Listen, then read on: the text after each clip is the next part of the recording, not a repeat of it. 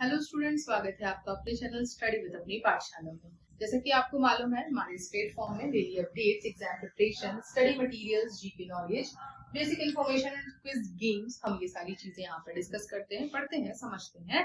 तो चलिए आज एक हम बेसिक नॉलेज या बेसिक इन्फॉर्मेशन के लिए यहाँ फिर से हाजिर हुए हैं एक हिंदी के चैप्टर के साथ। तो चलिए देखते हैं क्या है हिंदी व्याकरण की टॉप 10 गलतियां, या फिर ऐसा बोल दीजिए कि जब आप हिंदी लिखते हैं या पढ़ते हैं तो कई बार ऐसा होता है प्रोनाउंसिएशन गलत कर जाते हैं, हम सुन नहीं पाते या समझ नहीं पाते। तो ऐसे कुछ जो वर्ड होते हैं हम उनको गलत लिख देते हैं। तो आज उनके बारे में ही हम समझेंगे कि किसका उपयोग कैसे कहाँ करना है और हमें कैसे सुनने पे ध्यान देना है। तो सबसे पहले देखते हैं ना और अड़ा का गलत प्रयोग। तो सबसे आम गलती है, तो छात्र अक्सर चरण को क्या कर देते हैं, चरण कर देते हैं। तो चरण क्या होता है, जो 1 2 3 होता है ना, 1 2 3 इस प्रकार चरण या फिर गिनतियां मान ली। और चरण क्या होता है, पैरों को चरण बोलते हैं। तो रामायण कोई ने लिख दिया रामायण लिख देते। तो नियम है, प्रायः यदि किसी शब्द में ऋषि रा या शा वर्ण आए तो उसके बाद हमेशा आने वाला ना या अड़ा में बदल जाता है ना। ये चीजें आपको याद रखनी है, ये 4 चीजें, ऋषि, रा, या और शा। कोई भी वाक्य है या कोई शब्द है, ये 4 जैसे ही वर्ण आए उसके बाद यदि कभी लगता है ना आने वाला है तो ना किस में बदल जाता है, अणा में बदल जाता है। तो ये चीज याद रखिए। जैसे रामायण, तो या आया, या के बाद ना लग गया। और हम ऐसे ही चरण ना होकर रा के बाद चरण हो गया।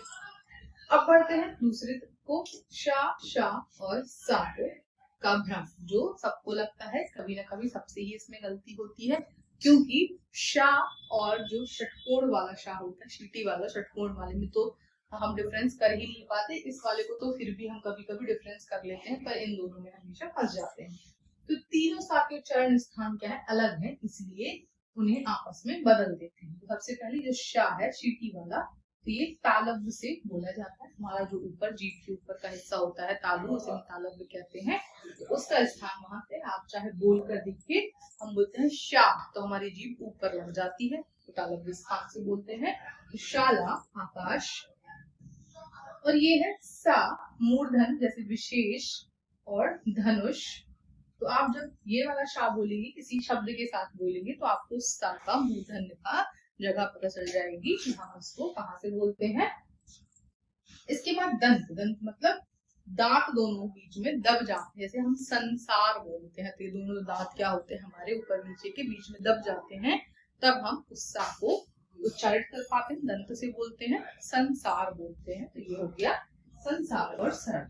तो अब गलती कहाँ हो जाती है, जैसे शाबाश लिखना है तो हम शाबाश लिख देते हैं। तो इस चीज को आप समझे, यदि आपके टीचर आपको बोल के लिखवा रहे हैं, डिक्टेट करके लिखवा रहे हैं, तो आपको हमेशा उनके उच्चारण स्थान को जरूर समझने की कोशिश करनी है कि शाबाश बोला जा रहा है या शाबाश बोला जा रहा है। नेक्स्ट देखें, बा और वाकांत उच्चारण की लापरवाही के कारण वन जंगल को वन और वचन को वचन लिखा जाता है, इससे का अर्थ ही बदल जाता है। अब वन को आप वन लिख दोगे तो उनका उच्चारण बदल जाएगा, है ना।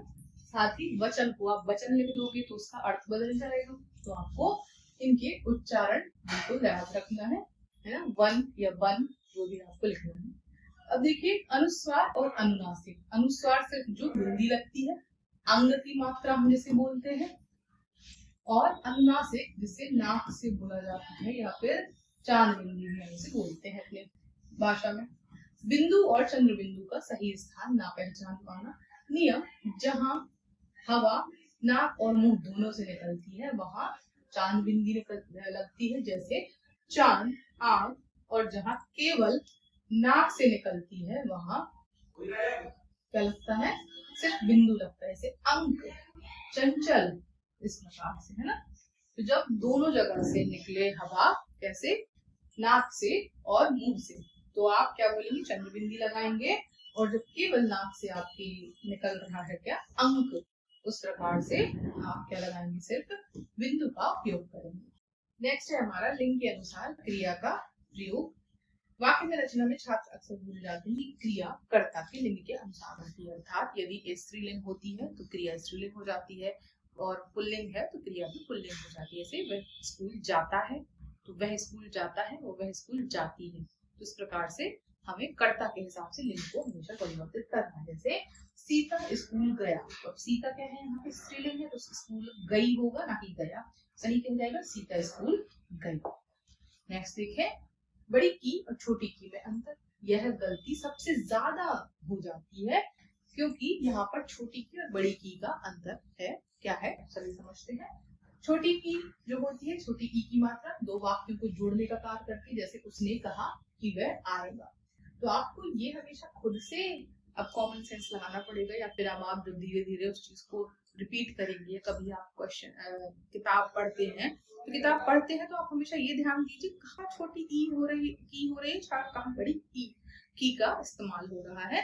कोई भी दो वाक्य को हम जोड़ते हैं तो छोटी की और कोई क्या होती है बड़ी ई संबंध बताने के लिए उपयोग करते हैं, करना की क्रिया के भूतकाल के लिए। जैसे राम की किताब से मैंने पढ़ाई की, है ना, किसी का क्या बताने के लिए, संबंध बताने के लिए, किसी वस्तु का किसी से संबंध बताने के लिए हम उपयोग करते हैं। इसके बाद देखिए है और है का उपयोग, बिंदु का प्रयोग कैसे, बहुवचन और आदर देने के लिए है का उपयोग करना अनिवार्य है। जैसे वे जा रहे हैं और वे जा रही हैं, यहाँ पर देखिए यहाँ बिंदी लगी है, बी ऊपर वाले में नहीं लगी, तो गलत क्या है, जब हम किसी का आदर कर रहे हैं तो है आएगा, है नहीं आएगा, है ना।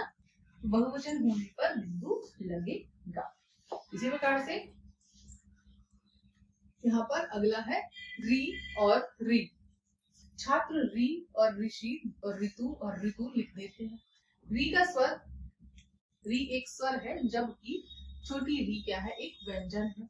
और स्वर और स्वर का मेल परीक्षा में तत्सम शब्दों के लिए री का उपयोग करते हैं, है ना। कभी भी कोई तत्सम शब्द आपको पूछ लिया जाए तो वहां पर आपको री ऋषि, क्योंकि री ऋषि क्या है आपका स्वर है, और रा में ई की मात्रा जोड़ते हैं, मतलब यहाँ पर व्यंजन और साथ में क्या जुड़ जाता है, स्वर का मेल हो जाता है, इसलिए वो बड़ी री हो जाती है। इसके बाद योजक चिन्ह मतलब डैश का अभाव।